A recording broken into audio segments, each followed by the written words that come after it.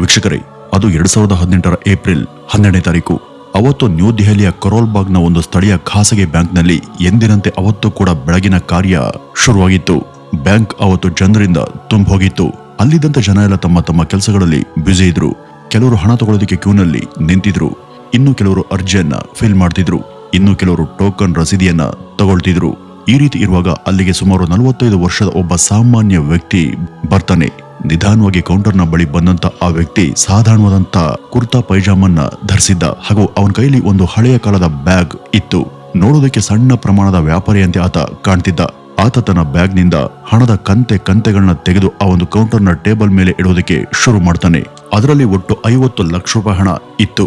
ಆ ಒಂದು ಹಣದ ರಾಶಿಯನ್ನ ನೋಡದಂತ ಆ ಮಹಿಳಾ ಕ್ಯಾಶಿಯರ್ ಶಾಕ್ ಆಗಿ ಇಷ್ಟೊಂದು ಕ್ಯಾಶ್ ಹಣನ ಅಂತ ಸೋಜಗದಿಂದ ಕೇಳ್ತಾಳೆ. ಅದಕ್ಕೆ ಮುಗುಳ್ನಕ್ಕಂತ ಆ ವ್ಯಾಪಾರಿ, ನಾನು ಸಣ್ಣ ಪ್ರಮಾಣದ ಒಬ್ಬ ವ್ಯಾಪಾರಿ, ದಿನನಿತ್ಯ ವ್ಯಾಪಾರದಲ್ಲಿ ತೊಡಗಿರ್ತೀನಿ, ದಿನ ಕೂಡ ನನ್ನ ಕೈಲಿ ಹಣ ಓಡಾಡ್ತಿರುತ್ತೆ, ಹಾಗಾಗಿ ಅದನ್ನೆಲ್ಲ ಕೂಡಿಟ್ಟು ಬ್ಯಾಂಕ್ನಲ್ಲಿ ಡೆಪಾಸಿಟ್ ಮಾಡೋದಕ್ಕೆ ಒಟ್ಕೊಡಿಸಿ ತಂದಂತ ಹಣ ಅಂತ ಹೇಳ್ತಾನೆ.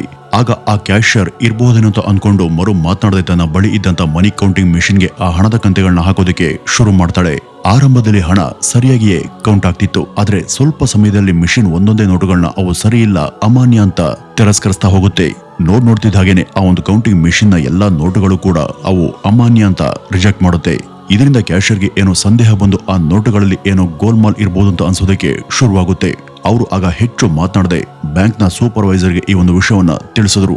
ಆಗ ಅವ್ರು ಬಂದು ಆ ನೋಟುಗಳ ಅಸಲಿಯತ್ತನ್ನ ಚೆಕ್ ಮಾಡಿದಾಗ ಅವು ನಕಲಿ ಅಂತ ಅವ್ರಿಗೆ ಗೊತ್ತಾಯ್ತು. ಅವರು ಪಿಸು ಧ್ವನಿಯಲ್ಲಿ ಅಲರ್ಟ್ ಬಟನ್ ಪ್ರೆಸ್ ಮಾಡೋದಕ್ಕೆ ತಿಳಿಸ್ತಾರೆ.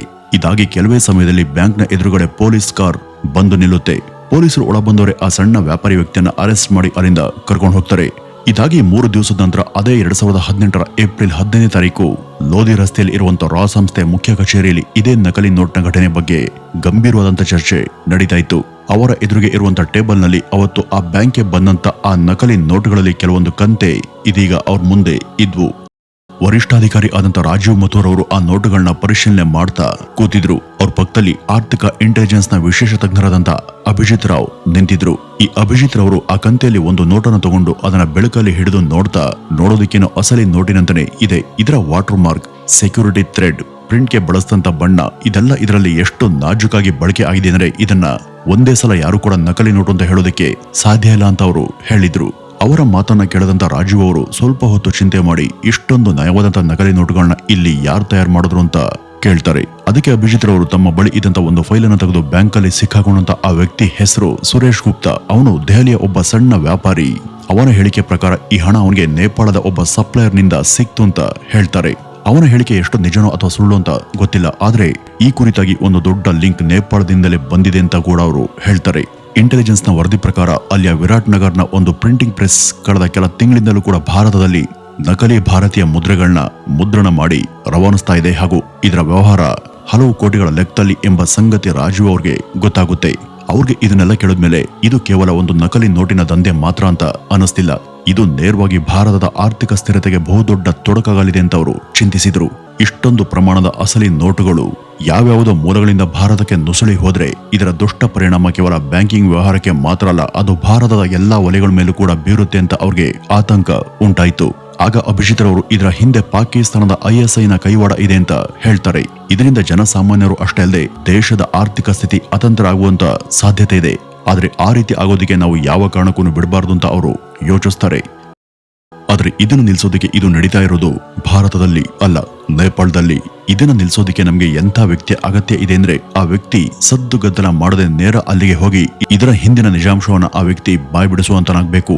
ಅಂತ ಸಮರ್ಥ ವ್ಯಕ್ತಿ ಯಾರಿದ್ದಾರೆ ಅಂತ ಚಿಂತೆ ಮಾಡುವಾಗ ಅಭಿಜಿತ್ ರವರು ಒಬ್ಬ ವ್ಯಕ್ತಿಯ ಹೆಸರನ್ನ ಅವ್ರ ಮುಂದೆ ಇಡ್ತಾರೆ. ಅವರೇ ವಿಕ್ರಮ್ ಜಂಗ್ಷಾ. ಈ ವ್ಯಕ್ತಿ ನೇಪಾಳ ಮೂಲದ ಭಾರತೀಯ ನಾಗರಿಕ. ಬಹಳ ಸಮಯದಿಂದಲೂ ಕೂಡ ಭಾರತದ ಪರವಾಗಿ ಆ ವ್ಯಕ್ತಿ ಗೂಢಚಾರಿಕೆಯನ್ನ ನಡೆಸ್ತಾ ಇದ್ರು ಹಾಗೂ ಈಗ ನೇಪಾಳದ ಕಠ್ಮಂಡುವಿನಲ್ಲಿ ಒಬ್ಬ ಬಿಸ್ನೆಸ್ ಮ್ಯಾನ್ ವೇಷದಲ್ಲಿ ಸಕ್ರಿಯರಾಗಿದ್ರು. ಆಗ ಅವ್ರಿಗೆ ಈ ಬಗ್ಗೆ ತಕ್ಷಣ ಆದೇಶ ಹೋಗುತ್ತೆ. ಈ ಮಿಷನ್ ಶುರುವಾಗೋದಕ್ಕೆ ವೇದಿಕೆ ಕೂಡ ಸಜ್ಜಾಗುತ್ತೆ. 2018 ಏಪ್ರಿಲ್ 20ನೇ ತಾರೀಕು ಕಠ್ಮಂಡುವಿನ ಒಂದು ರೆಸ್ಟೋರೆಂಟ್ ನಲ್ಲಿ ಅಭಿಜಿತ್ ಹಾಗೂ ವಿಕ್ರಮ್ ಇಬ್ರು ಕೂಡ ರಹಸ್ಯ ಭೇಟಿಯಾಗುತ್ತೆ. ಹೊರಗಡೆಯಿಂದ ನೋಡೋದಕ್ಕೆ ಇದು ಸಾಧಾರಣವಾದಂತ ಮಾತುಕತೆ ಅಂತ ಕಂಡ್ರೂ ಕೂಡ ಇದು ಅತ್ಯಂತ ಗಂಭೀರ ವಿಷಯದ ಸುತ್ತ ನಡೆದಂತ ಸಮಾಲೋಚನೆ ಆಗಿತ್ತು. ವಿರಾಟ್ ನಗರದಲ್ಲಿ ಒಂದು NGOದ ಹೆಸರಲ್ಲಿ ಒಂದು ಪ್ರಿಂಟಿಂಗ್ ಪ್ರೆಸ್ ರನ್ ಆಗ್ತಿದೆ. ಇದು ಮಕ್ಕಳ ಪುಸ್ತಕಗಳನ್ನ ಪ್ರಿಂಟ್ ಮಾಡುವಂತ ಉದ್ದೇಶದಿಂದ ತೆರೆದಂತ ಪ್ರೆಸ್. ಆದ್ರೆ ಇಲ್ಲಿ ಬೇರೆಯದೇ ಸಂಗತಿ ನಡೀತಾ ಇದೆ ಅಂತ ಅಭಿಜಿತ್ ವಿಕ್ರಮ್ಗೆ ತಿಳಿಸ್ತಾರೆ. ಆಗ ವಿಕ್ರಮ್ ಈ ಇಡೀ ನೆಟ್ವರ್ಕ್ ನ ಹಿಂದೆ ಇರುವಂತ ಮುಖ್ಯ ವ್ಯಕ್ತಿ ಯಾರು ಅಂತ ಕೇಳಿದಾಗ ಅಭಿಜಿತ್ ತಮ್ಮ ಹತ್ರ ಇದ್ದಂತ ಒಂದು ಫೋಟೋನ ಅವ್ರ ಮುಂದೆ ಇಟ್ಟಿದ್ರು. ಅದರಲ್ಲಿ 60 ವರ್ಷ ವಯೋಮಾನದ ವ್ಯಕ್ತಿಯೊಬ್ಬರ ಚಿತ್ರ ಇತ್ತು. ಬಿಳಿ ಕೂದಲಿನ ಕನ್ನಡಕಧಾರಿ ಹಾಗೂ ಶಾಂತ ಮುಖಭಾವದ ಆ ವಯಸ್ಕ ವ್ಯಕ್ತಿ ಹೆಸರು ಡಾಕ್ಟರ್ ಅರುಣ್ ಪ್ರಕಾಶ್ ಚತುರ್ವೇದಿ. ಇವ್ರ ಮೇಲೆ ನಮ್ಗೆ ಈ ಬಗ್ಗೆ ಅನುಮಾನ ಇದೆ ಅಂತ ಅವರು ಹೇಳ್ತಾರೆ. ಇವರು ಉತ್ತರ ಪ್ರದೇಶದ ಮಾಜಿ ಸಂಸದರು. ಇವರು ಇಲ್ಲಿ ರಾಜಕೀಯ ನಿವೃತ್ತಿಯ ಬಳಿಕ ನೇಪಾಳ್ಗೆ ಹೋಗಿ ನೆಲೆಸಿ ಸಮಾಜ ಸೇವೆ ಹೆಸರಲ್ಲಿ ಈ ಒಂದು ಪ್ರಿಂಟಿಂಗ್ ಪ್ರೆಸ್ ಅನ್ನ ನಡೆಸಿದ್ದಾರೆ. ಇವರು ಅಲ್ಲಿ ಒಬ್ಬ ಗೌರವಾನ್ವಿತ ವ್ಯಕ್ತಿ. ಆದ್ರೆ ಇವರು ISI ನ ಪರವಾಗಿ ಕೆಲಸ ಮಾಡ್ತಾ ಇದ್ದಾರೆ ಅಂತ ನಮ್ಗೆ ಅನುಮಾನ ಇದೆ. ಅಷ್ಟೇ ಅಲ್ಲ, ಇವ್ರ ಮಗನನ್ನ ಅಪಹರಿಸಿ ಬೆದರಿಕೆ ಹಾಕಿ ಅವರಿಂದ ಬಲವಂತವಾಗಿ ಈ ಕೆಲಸ ಮಾಡಿಸಲಾಗ್ತಿದೆ ಅಂತಾನೂ ಕೂಡ ನಮ್ಗೆ ಸುದ್ದಿ ಸಿಕ್ಕಿದೆ ಅಂತ ಹೇಳ್ತಾರೆ. ಇಷ್ಟೆಲ್ಲ ಕೇಳಿಸ್ಕೊಂಡಂತ ವಿಕ್ರಮ್ ಕೆಲ ಕ್ಷಣಗಳ ಕಾಲ ಡಾಕ್ಟರ್ ಅರುಣ್ ರವರ ಆ ಒಂದು ಫೋಟೋವನ್ನ ದಿಟ್ಟಿಸಿ ನೋಡಿದ್ರು.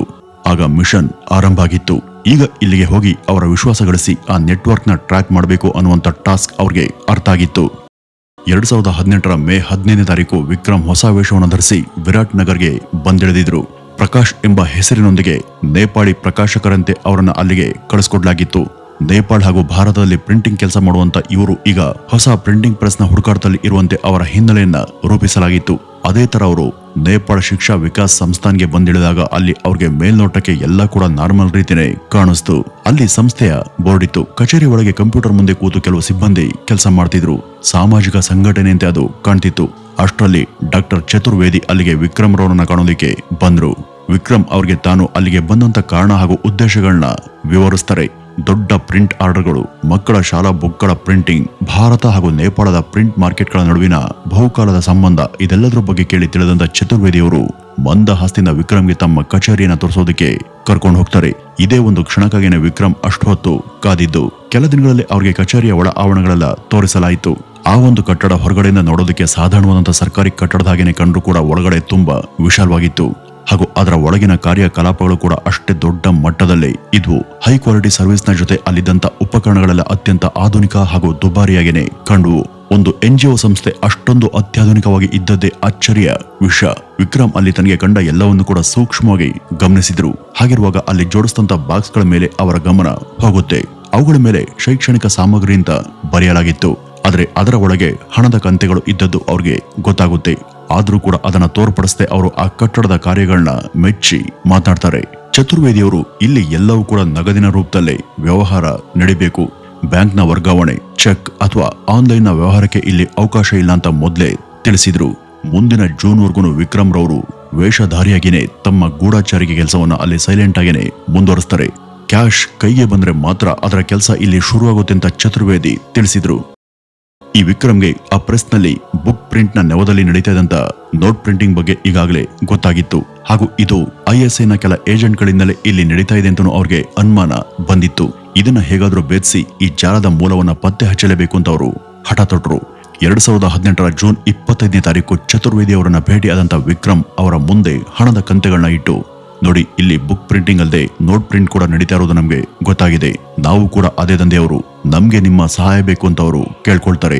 ಅನಿರೀಕ್ಷಿತವಾದಂತ ಈ ಒಂದು ಮಾತುಗಳಿಂದ ಚತುರ್ವೇದಿಯವರಿಗೆ ಮೊದಲು ತುಸು ಆಶ್ಚರ್ಯ ಹಾಗೂ ಸಂದೇಹ ಬಂದ್ರೂ ಕೂಡ ವಿಕ್ರಮ್ ಒಬ್ಬ ಒಳ್ಳೆ ಬಿಸ್ನೆಸ್ ಮ್ಯಾನ್ ಹಾಗೆ ಹಣ ಮುಂದೆ ಇಟ್ಟು ವಿಶ್ವಾಸದಿಂದ ಮಾತನಾಡಿದ್ರಿಂದ ಅವರು ಇವನು ನಮ್ಮ ಕಡೆಯವನೇ ಇರ್ಬೇಕು ಅಂತ ಅವ್ರಿಗೆ ಅನಿಸ್ತು. ಇವನನ್ನ ನಂಬಿ ಬಿಸ್ನೆಸ್ಗೆ ಪರಿಚಯ ಮಾಡ್ಕೊಳ್ಬಹುದು ಅಂತ ಅನ್ಕೊಂಡಂತ ಅವರು ಆ ರಾತ್ರಿ ಗುಟ್ಟಾಗಿ ತಾವು ಹೇಳದಂತ ಸ್ಥಳಕ್ಕೆ ಬರೋದಕ್ಕೆ ವಿಕ್ರಮ್ಗೆ ತಿಳಿಸ್ತಾರೆ. ಅದರಂತಾನೆ ಆ ರಾತ್ರಿ ಒಂದು ರಹಸ್ಯ ಕಟ್ಟಡದ ಪ್ರವೇಶ ದ್ವಾರದ ಬಳಿ ಬಂದಂತ ವಿಕ್ರಮ್ ಒಳಗಡೆ ಬಂದಾಗ ISI ನ ಒಬ್ಬ ಏಜೆಂಟ್ ಅದರೊಳಗೆ ನಿಂತಿದ್ದ. ಅಲ್ಲಿ ಚತುರ್ವೇದಿ ಕೂಡ ಇದ್ರು. ಹಾಗೂ ಅಲ್ಲಿ ನೋಟ್ನ ಪ್ರಿಂಟಿಂಗ್ ಕೆಲಸ ಯಾವುದೇ ಅಡೆತಡೆ ಇಲ್ಲದೆ ಸಾಕ್ತಿತ್ತು. ಮೊದಲು ಆ ISI ಏಜೆಂಟ್ ವಿಕ್ರಮ್ ಮೇಲೆ ಸ್ವಲ್ಪ ಸಂದೇಹ ಪಟ್ಟ.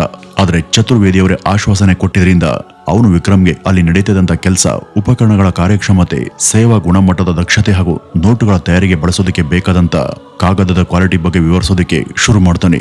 ಅಲ್ಲಿ ಭಾರತದ 500 ರೂಪಾಯಿ ಮುಖಬೆಲೆ ನೋಟುಗಳನ್ನ ಪ್ರಿಂಟ್ ಮಾಡ್ತಿದ್ರು. ವಿಕ್ರಮ್ ಎಲ್ಲವನ್ನು ಕೂಡ ಕೇಳಿಸ್ಕೊಂಡು ಅಲ್ಲಿಂದ ಹೊರಗಡೆ ಬರ್ತಾನೆ. ಆಗ ಸಮಯ ಬೆಳಗಿನ ಜಾವದ 4 ಗಂಟೆ. ಒಳಗೆ ನಡೆದಿದ್ದಂತ ನಕಲಿ ದಂಧೆ ಬಿಸ್ನೆಸ್ ನ ಪೂರ್ತಿ ಗುಟ್ಟು ವಿಕ್ರಮ್ಗೆ ಗೊತ್ತಾಗಿತ್ತು. ಇದೇ ತಕ್ಕ ಸಮಯ ಅಂತ ಅವರು ಈ ಬಗ್ಗೆ ತಮ್ಮ ಮೊಬೈಲ್ ಮೂಲಕ ಮಿಷನ್ ನ ಮುಖ್ಯಸ್ಥರಿಗೆ ಒಂದು ರಹಸ್ಯ ಸಂದೇಶವನ್ನ ಕಳುಹಿಸ್ತಾರೆ. ಅಷ್ಟರಲ್ಲಿ ISI ನ ಏಜೆಂಟ್ ಆದಂತ ಹನೀಶ್ಗೆ ಯಾಕೋ ವಿಕ್ರಮ್ ಮೇಲೆ ಸಂದೇಹ ಬಂದು ಅವನು ಅವರನ್ನ ಸದ್ದಿಲ್ಲದೆ ಫಾಲೋ ಮಾಡ್ತಾ ಬಂದಿದ್ದ. ವಿಕ್ರಮ್ನ ಕಡೆಗೆ ಗನ್ನನ್ನ ತೋರಿಸ್ತಾ ಹೆದರಿಸಿ ಅವರನ್ನ ಒಳಗಡೆ ಕರ್ಕೊಂಡ್ಬಂದ. ಆದ್ರೆ ವಿಕ್ರಮ್ ವಿಚಲಿತರಾಗಿದ್ರು ಕೂಡ ಅದನ್ನ ಅವ್ರ ಮುಂದೆ ತೋರಿಸ್ಕೊಳ್ಳಿಲ್ಲ. ಅದೃಷ್ಟವಶಾತ್ ಅಲ್ಲಿ ಯಾವುದೇ ಪ್ರಾಣಾಪಾಯ ನಡೆಯಲಿಲ್ಲ. ಅಷ್ಟರಲ್ಲಿ ನೇಪಾಳದ ಪೊಲೀಸ್ಗೂ ಈ ಒಂದು ಸುದ್ದಿ ಮುಟ್ಟಿ ಅವರು ಆ ಕಟ್ಟಡವನ್ನ ಸುತ್ತುವರೆದಿದ್ರು. ಒಳ ಬಂದಂತ ಪೊಲೀಸ್ ಹನೀಶ್ ಚತುರ್ವೇದಿಯನ್ನ ಬಂಧಿಸ್ತಾರೆ. ಆಗ ಅಲ್ಲಿ ಇದ್ದಂತ ಎಲ್ಲಾ ನಕಲಿ ನೋಟುಗಳ ಕಂತೆಗಳನ್ನ ತಕ್ಷಣ ಸೀಸ್ ಮಾಡ್ತಾರೆ. ವೀಕ್ಷಕರೇ, ಹಲವು ವರ್ಷಗಳಿಂದ ಭಾರತದ ಆರ್ಥಿಕ ಹಾಗೂ ಸಾಮಾಜಿಕ ಸ್ಥಿತಿಗತಿಗಳನ್ನ ನಾಶ ಮಾಡೋದಕ್ಕೆ ನಡೆದಿದ್ದಂತ ಆ ಒಂದು ಕುತಂತ್ರದ ವ್ಯವಹಾರಕ್ಕೆ ಕೊನೆಗೂ ಭಾರತದ ಸಂಯೋಚಿತ ನಡೆಯಿಂದಾಗಿ ಬ್ರೇಕ್ ಬಿದ್ದಿತ್ತು. ವೀಕ್ಷಕರೇ, ಇದಿಷ್ಟು ಇವತ್ತಿನ ಈ ಒಂದು ವಿಡಿಯೋದ ಮಾಹಿತಿ. ಇನ್ನು ಈ ಒಂದು ಘಟನೆ ಬಗ್ಗೆ ನಿಮ್ಮ ಅಭಿಪ್ರಾಯವನ್ನು ತಪ್ಪದೆ ಕಮೆಂಟ್ನ ಮೂಲಕ ತಿಳಿಸಿ. ನಮಸ್ಕಾರ.